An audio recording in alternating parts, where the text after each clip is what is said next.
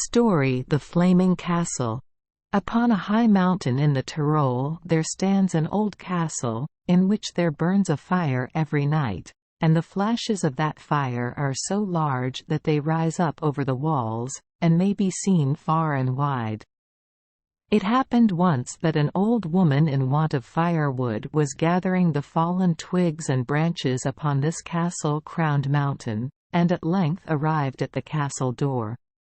To indulge her curiosity she began peering about her, and at last entered, not without difficulty, for it was all in ruins and not easily accessible. When she reached the courtyard, there she beheld a goodly company of nobles and ladies seated and feasting at a huge table. There were, likewise, plenty of servants, who waited upon them, changing their plates, handing round the viands, and pouring out wine for the party. As she thus stood gazing upon them, there came one of the servants, who drew her on one side, and placed a piece of gold in the pocket of her apron, upon which the whole scene vanished in an instant, and the poor frightened old woman was left to find her way back as well as she could.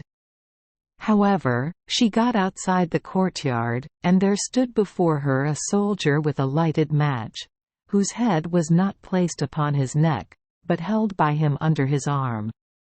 He immediately addressed the old woman, and commanded her not to tell anyone what she had seen and heard upon peril of evil befalling her.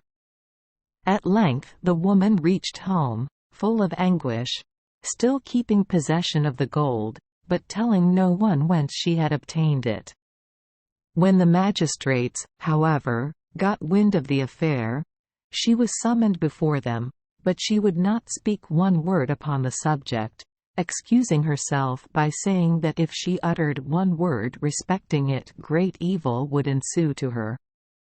When, however, they pressed her more strictly, she discovered to them all that had happened to her in the fiery castle, even to the smallest particular.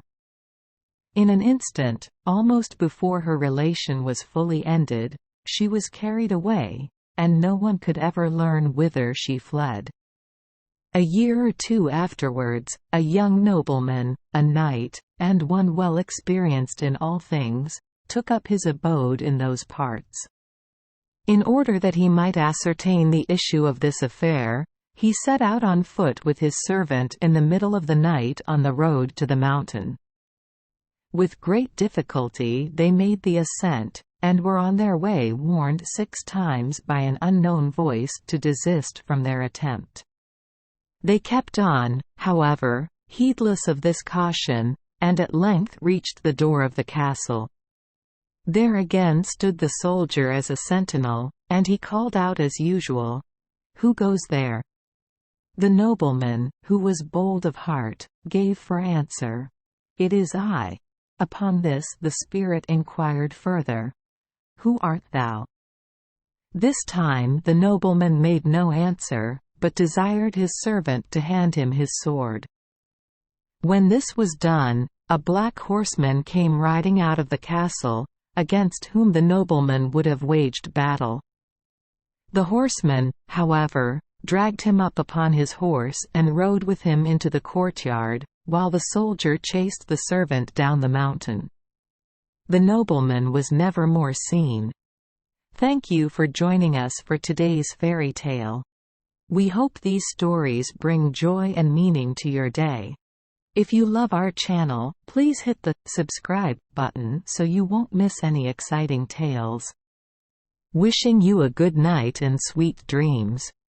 See you in the next story.